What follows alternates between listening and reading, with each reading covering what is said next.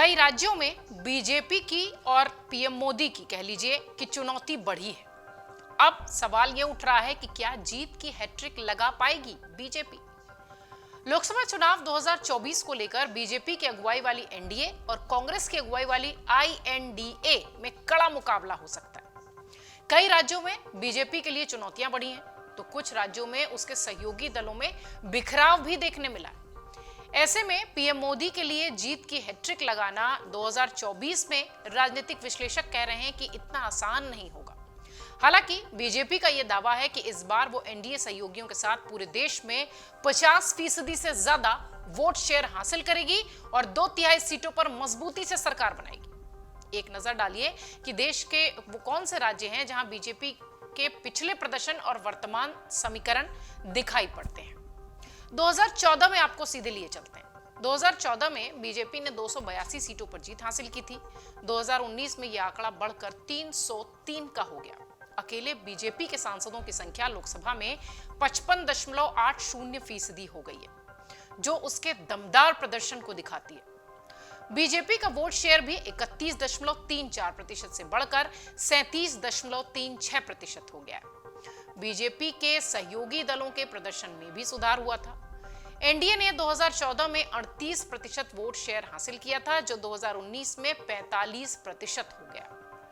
PM Narendra Modi का दावा है कि इस बार एनडीए 50% वोट शेयर का आंकड़ा पार कर सकती है। अब देखिए कि हर सीट भाजपा ने कहां-कहां जीती थी और किस तरीके से आंकड़े बनते दिखाई पड़ेंगे। पीएम मोदी के गढ़ गुजरात में अगर बात करें तो गुजरात में बीजेपी ने 62.21% वोटों के साथ राज्य की सभी 26 सीटों पर जीत हासिल की थी। राजस्थान में भी एनडीए ने 60% से ज्यादा वोटों के साथ सभी 25 सीटों पर जीत दर्ज की थी। हरियाणा का आंकड़ा देखें तो 58% वोट शेयर के साथ सभी 10 सीटों पर और 69.11% वोटों के साथ हिमाचल की सभी 4 सीटों पर बीजेपी को जीत मिली थी। बीजेपी ने देश की राजधानी दिल्ली की सभी 37 सीटों पर 50% वोट शेयर के साथ जीत हासिल की थी। पूरी दिल्ली में उसका वोट शेयर रहा 56.56% का। उत्तराखंड की बात करें तो 61% वोट शेयर के साथ सभी 5 सीटों पर बीजेपी ने यहां जीत हासिल की थी। अरुणाचल में 58.22% वोट के साथ दोनों सीटों पर जीत हासिल हुई। अब समझिए कि गुजरात, उत्तराखंड में भी बीजेपी की पकड़ बरकरार है, लेकिन अशोक गहलोत सरकार की लोकप्रिय योजनाओं के कारण राजस्थान में इस बार कड़ी चुनौती बीजेपी को मिल रही है। हरियाणा में भी कांग्रेस मजबूत हुई है पिछले कुछ सालों में। यदि कांग्रेस और आम आदमी पार्टी साथ आ गए हरियाणा में, तो बीजेपी को दिल्ली और हरियाणा में नुकसान हो सकता है, ऐसा राजनीतिक विश्लेषक मान रहे हैं। यूपी की बात करिए, जो कि सबसे महत्वपूर्ण स्टेट होता है और खासतौर से कहा जाता है कि लोकसभा का चुनाव यूपी की गणित पर ही बैठा होता है, लेकिन यूपी का गणित इस बार मायावती पर निर्भर कर सकता है, ऐसा राजनीतिक विश्लेषक मान रहे हैं। देश के सबसे बड़े राज्य उत्तर प्रदेश में एनडीए ने 2014 में 73 सीटों पर जीत हासिल की और 2019 में 64 सीटों पर। सपा बसपा के मजबूत गठबंधन के बाद भी 2019 में बीजेपी 49.56% वोट हासिल करने में सफल रही। उसकी सहयोगी पार्टी अपना दल ने भी 2 सीटों पर सफलता हासिल की। इस बार अभी तक उत्तर प्रदेश में गठबंधन की स्थिति साफ नहीं है। अब समझिए कि अभी तक तस्वीर इस तरीके से साफ नहीं है। अखिलेश यादव दिखाई पड़ रहे हैं जरूर आईएनडीए के साथ जो नया अलायंस बना है, लेकिन अभी तक मायावती ने अपने पत्ते नहीं खोले। अब यदि बसपा और कांग्रेस और सपा साथ आकर चुनाव लड़ती हैं, तो ऐसी परिस्थिति में, ऐसी चुनाव की परिस्थिति में थोड़ी परेशानी बीजेपी को उठानी पड़ सकती है यूपी में ही। लेकिन अगर बसपा ने अकेले चुनाव लड़ने का ऐलान कर दिया, तो ऐसे में चुनाव परिणाम 2014 और 2019 से बिल्कुल अलग होंगे, यह दावा नहीं किया जा सकता। अब बात करिए छत्तीसगढ़ की। छत्तीसगढ़ में 50% से ज्यादा वोटों के साथ बीजेपी ने 9 सीटों पर जीत हासिल की थी। कांग्रेस लगभग 41% वोटों के साथ 2 सीटों पर जीत दर्ज कर चुकी है। हालांकि इस बार छत्तीसगढ़ में कांग्रेस की संभावनाएं खासा मजबूत दिखाई जा रही है, लेकिन यहां भी भूपेश बघेल की सरकार बीजेपी को कड़ी चुनौती दे रही है। कांग्रेस की मजबूती और उसकी लोक लुभावन घोषणाएं 2014 से 2019 के चुनाव परिणाम को पलट कर रख दे तो आश्चर्य नहीं होगा। 50% के साथ मिली जीत शायद काम आ जाएगी बीजेपी के। चंडीगढ़ सीट भी बीजेपी ने 50% से ज्यादा वोट शेयर के साथ जीती थी। गोवा में भी भाजपा को 50% से ज्यादा वोट मिले थे, लेकिन वो केवल एक सीट पर ही जीत हासिल कर पाई थी, जबकि दूसरी सीट पर कांग्रेस ने विजय हासिल की थी। अब बात करिए त्रिपुरा की। 49% वोटों के साथ बीजेपी ने दोनों सीटों पर यहां जीत हासिल की थी। झारखंड में 14 सीटों में से भाजपा ने 11 सीटों पर कब्जा किया था, हालांकि यहां उसे लगभग 51% वोट मिले थे। कर्नाटक की 28 सीटों में से 25 सीटें भाजपा की झोली में थी, यहां भी उसे 51.38% वोट मिले। यानी ऑन एन एवरेज अगर आप देखिए तो 50% से ऊपर जहां भी वोटिंग है वो फायदेमंद रही है बीजेपी के लिए। संगठन का गढ़ मध्य प्रदेश की अब बात करते हैं, क्योंकि वहां भी इस साल चुनाव हो रहे हैं।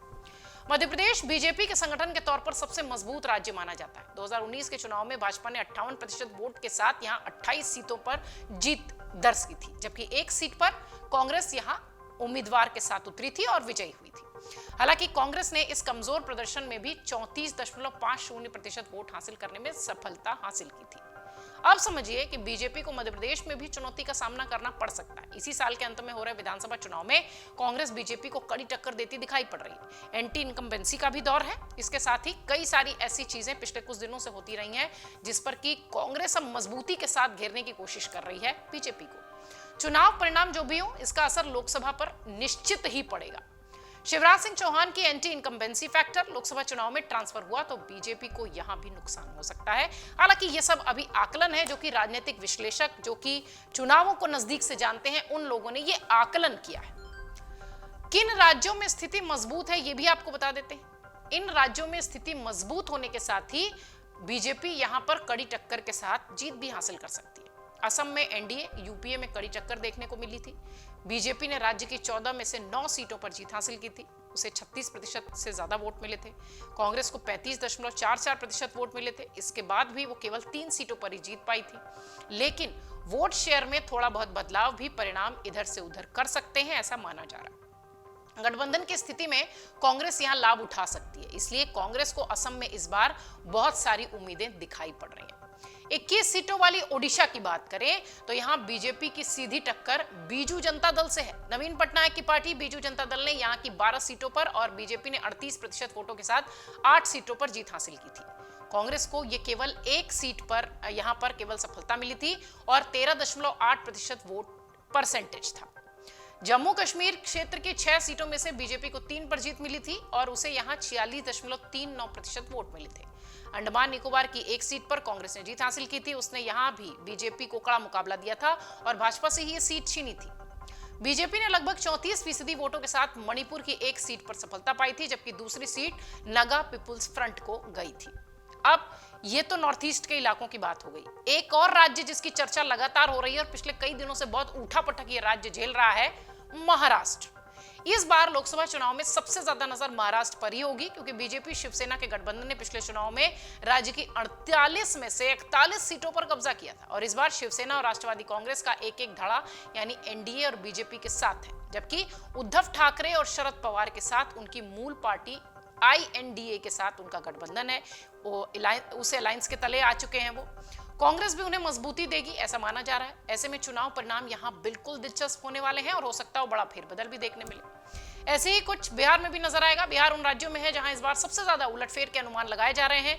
पिछली बार जेडीयू और लोजपा के साथ उतरने के बाद एनडीए ने राज्य की 40 में से 39 सीटों पर जीत दर्ज की थी, लेकिन इस बार जेडीयू की छिटकने से परिणाम में बहुत परिवर्तन देखने को मिल सकता है। जैसा कि हमने रिपोर्ट की शुरुआत में कहा कि ऐसे कई राज्य थे जहां बीजेपी 2019 में मजबूत थी, लेकिन अभी सहयोगी दल छिटक गए हैं और पश्चिम बंगाल पर सबकी निगाहें टिकी रहेंगी। आईएनडीआईए का अलायंस किस तरीके से बड़ा उलटफेर पश्चिम बंगाल में करेगा, माना यह भी जा रहा है कि अनुमान है कि वहां पर उलटफेर हो सकता है। पिछली बार बीजेपी ने 40% वोट यहां पर लेकर पश्चिम बंगाल की 18 सीटों पर जीत दर्ज की थी और इस बार अभी गठबंधन की घोषणा नहीं की गई है, लेकिन अनुमान यह है कि यहां तृणमूल कांग्रेस वाम दलों से गठबंधन करने को तैयार नहीं होगी। कांग्रेस के साथ उसका तालमेल हो सकता है, हालांकि अभी तक स्थिति स्पष्ट नहीं है, लेकिन हाँ, आईएनडीए के साथ ममता बनर्जी खड़ी दिखाई पड़ रही है। ऐसे में सीट शेयर की जब बात होगी तो वो क्या कहेंगी, वो देखने वाली बात होगी। पंजाब की राहें भी थोड़ी सी बीजेपी के लिए कठिन होने वाली है, क्योंकि पंजाब उन राज्यों में शामिल है जहां बीजेपी को पिछली बार ज्यादा सीटों पर सफलता नहीं मिली थी। अकाली दल के साथ चुनाव में उतरने पर उसे केवल 9.6% वोट और 2 सीटों पर जीत मिली थी। उसके सहयोगी अकाली दल 27% वोटों के साथ 2 सीटों पर जीत हासिल करते दिखाई पड़े थे। कांग्रेस ने 40% वोटों के साथ 8 सीटों पर जीत दर्ज की थी। आम आदमी पार्टी केवल 1 सीट पर ही रह गई थी। लेकिन इस वक्त जो तस्वीरें बनती दिखाई पड़ रही हैं कि अकाली दल हो सकता हो कि एनडीए के छाते तले आ जाए, क्योंकि पहले भी वो यही था। वो तो कृषि बिल के बाद, नाराजगी के बाद वो अलग हुआ है। अगर यहां आ जाता है तो निश्चित ही तस्वीर बदलती दिखाई पड़ेगी। लेकिन हाँ, बीजेपी के लिए थोड़ी चुनौती पंजाब भी है। पंजाब में अभी कांग्रेस और आम आदमी पार्टी में गठबंधन होगा या नहीं, इसकी स्थिति तो साफ नहीं है। लेकिन यदि समझौता हुआ तो मामला INDA गठबंधन के पक्ष में भी जा सकता है। अभी अकाली ने भी अपने पत्ते नहीं खोले हैं। हालांकि माना यही जा रहा है कि अकाली एनडीए के साथ ही रहेंगी। अभी तक घोषणा नहीं हुआ है, लेकिन देखना यह है कि इसका फायदा वो दे पाते हैं या नहीं। कुछ ऐसे राज्य हैं जहां पर बड़ी उम्मीदों के साथ बीजेपी नजर टिकाए हुए है। आंध्र प्रदेश की 25 लोकसभा सीटों में जगनमोहन रेड्डी की पार्टी YSRCP ने 49% से ज्यादा वोटों के साथ 22 सीटों पर सफलता हासिल की थी। चंद्रबाबू नायडू की तेलुगु देशम पार्टी ने लगभग 40% वोट शेयर हासिल करने के बाद भी केवल 3 सीटों पर ही जीत हासिल की थी। अभी इन दोनों ही दलों ने एनडीए या इंडिया गठबंधन का हिस्सा बनने को लेकर अपनी रणनीति का खुलासा नहीं किया है, लेकिन चुनाव में अभी थोड़ा वक्त है।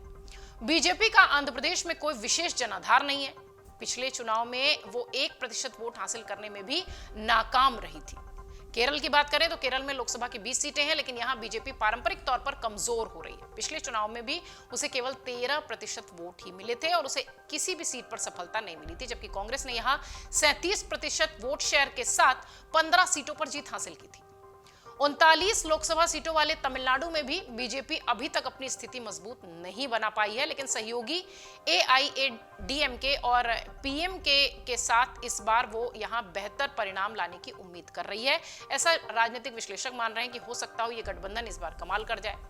तेलंगाना में लगभग 20% वोटों के साथ बीजेपी 4 लोकसभा सीटों पर ही जीत हासिल करने में सफल हुई थी। अब ये तो बात हो गई उन राज्यों की जहां इस बार गुंजाइश है, लेकिन मजबूती के साथ बीजेपी ने जिस तरीके से 2014 में प्रदर्शन किया, 2019 में प्रदर्शन किया, 2023 की तस्वीर कैसी बनेगी ये तो देखने वाली बात होगी। हालांकि राजनीतिक विश्लेषक ये मान रहे हैं कि कुछ राज्यों में निश्चित ही बीजेपी पीएम मोदी के लिए चुनौती है हैट्रिक करना, लेकिन बीजेपी के लिए माना जाता है कि वो हमेशा ही चुनावी मोड में रहती है और बीजेपी का दाव निश्चित ही चुनाव से पहले देखने मिलेगा।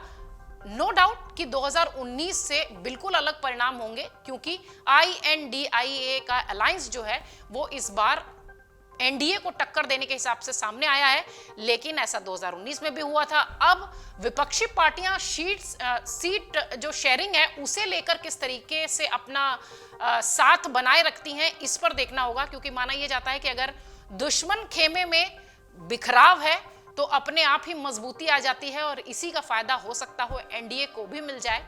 INDIA का गठबंधन अभी अपने आप को एक साथ तो बता रहा है, लेकिन चुनाव में वक्त है और सीट शेयरिंग पर अभी तक कोई बात नहीं हुई है। उसमें कैसी तस्वीर बनती है ये देखने वाली बात होगी। अमर उजाला अब आपके टीवी पर भी। अपने स्मार्ट टीवी पर YouTube पर सर्च करें अमर उजाला, चैनल सब्सक्राइब करें और देखें ताजा खबरें, वो भी HD क्वालिटी में। और हाँ, बेल आइकन दबाना ना भूलें ताकि हर खबर हो आपके घर। अमर उजाला, निष्पक्ष, निर्भीक, निरंतर।